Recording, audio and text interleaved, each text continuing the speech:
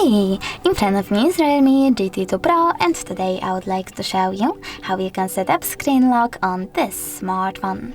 You need to start by opening settings and scrolling down. Now choose password and security, click on lock screen password, wait 5 seconds and choose continue in the pop-up.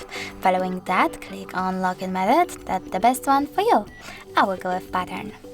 Now you need to enter it and repeat it.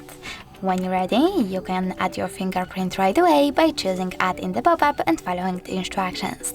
I don't want to those, I will go with Cancel, click on Home button, and now, when I turn off my screen, then turn it back on, as you can see, pattern is now required.